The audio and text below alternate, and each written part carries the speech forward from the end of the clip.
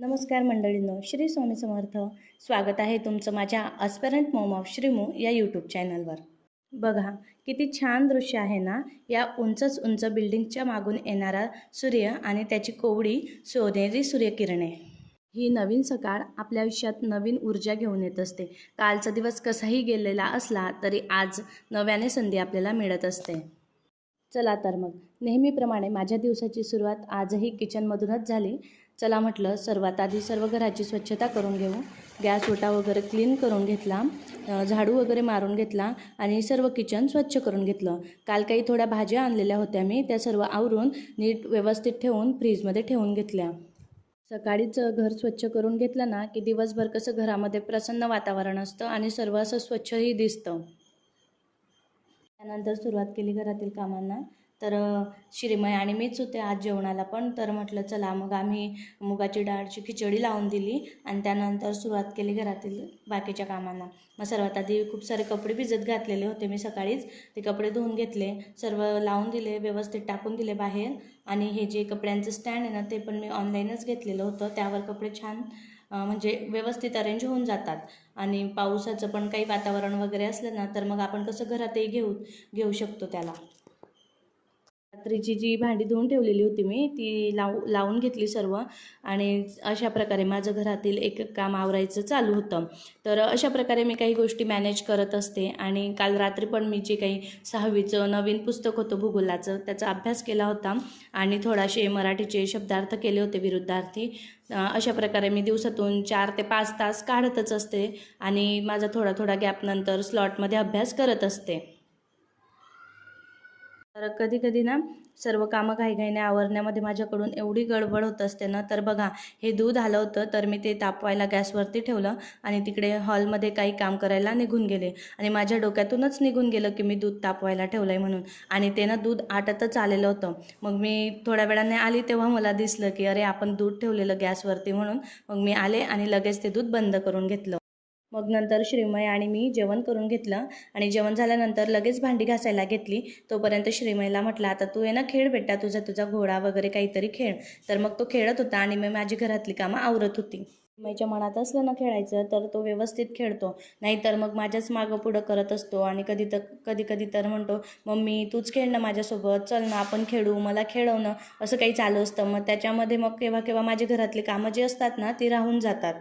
आणि नंतर मग श्रीमय झोपून गेला. श्रीमय शक्यतो खालीच झोपत असतो, पण मग कधी नाही झोपला ना तर मग मी त्याला म्हणते चल मी तुला झोका झोका खेळवते. आणि मग झोका खेळता खेळता तो झोपून जातो झोक्यामध्ये लवकर. म्हणून मग मी कधी कधी त्याला टाकत असते झोक्यामध्ये. मग झोपल्यानंतर सुरू केला मी आजच्या दिवसाचा अभ्यास. तर आज मी इयत्ता 7वीचा अभ्यास सुरू केला भूगोलाचा. यामध्ये जास्त नव्हतं काही, बेसिक गोष्टीच दिलेल्या होत्या, जसं पृथ्वीचे परिभ्रमण, पृथ्वीचे परिवलन, त्यानंतर चंद्रग्रहण कसे होते, सूर्यग्रहण कसे होते, या काही भौगोलिक गोष्टी होत्या ना त्याच्याविषयी माहिती आजच्या पुस्तकामध्ये दिलेली होती.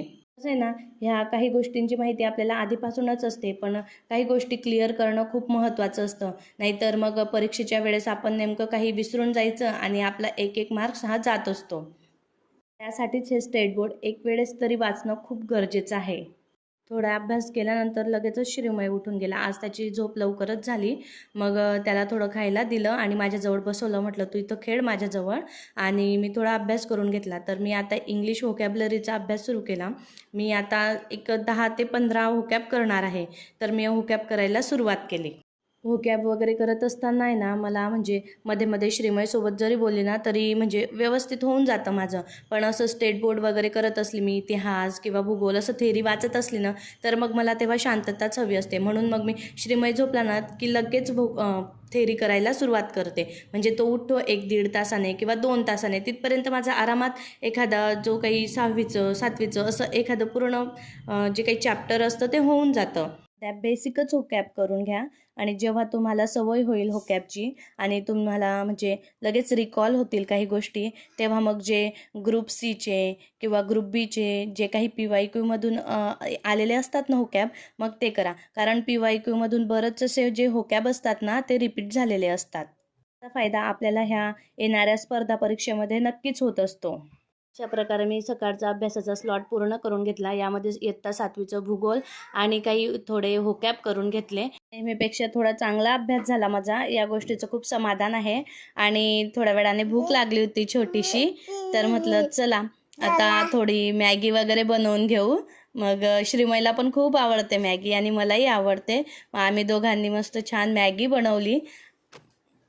तर मी श्रीमयला नेहमी नसते देत मॅगी वगैरे, पण कधीतरी ठीक आहे. आणि इतरही वेळेस जर त्याने मागितली ना मॅगी, तर मी शेवई करून आणलेले आहे. तर त्यालाच असं थोडं स्पायसी वगैरे बनवून आहे ना त्याला देत असते. त्याला फक्त काय ते लांब लांब असं दिसलं तर त्याला वाटतं ठीक आहे ही मॅगीच आहे, आणि तो छान पोट भरून खाऊन घेतो. श्रीमय आणि मी नंतर मग मॅगी खाल्ली. कधीतरी असं काहीतरी चटपटीत केलं ना, तर मग कसं आपलं बाळ पण खुश होतं आणि छान म्हणजे त्याला काहीतरी बरं वाटतं. म्हणून कधीतरी खाऊ घालत असते मी अशा गोष्टी. आणि त्यानंतर मग संध्याकाळी अचानकच पाऊस सुरू झाला. श्रीमयला तर खूप आवडतं, पाऊस आला म्हटल्यावर त्याला एवढा आनंद होतो की बापरे चला चला पाऊस आला. मग त्याला भिजायचंच असतं, पण मी आज फक्त त्याला गॅलरीतच उभं केलं. म्हटलं इथूनच बघ. मग तो असा हात वगैरे काढून आहे ना बाहेर पावसाचं पाणी घेत होता हातावर आणि बघत होता. प्रकारे मी घर सांभाळत, मुलाला सांभाळत माझा अभ्यास थोडा थोडा का होईना रोज करत आहे. आणि हो, तुमच्या सपोर्टमुळे मला खरंच खूप मोटिवेशन मिळतं. जर असेच माझे व्हिडिओ बघायला आवडत असतील तर लाईक करा, कमेंट करा आणि सबस्क्राईब करायला विसरू नका. पुन्हा भेटूया नवीन ब्लॉगमध्ये. बाय.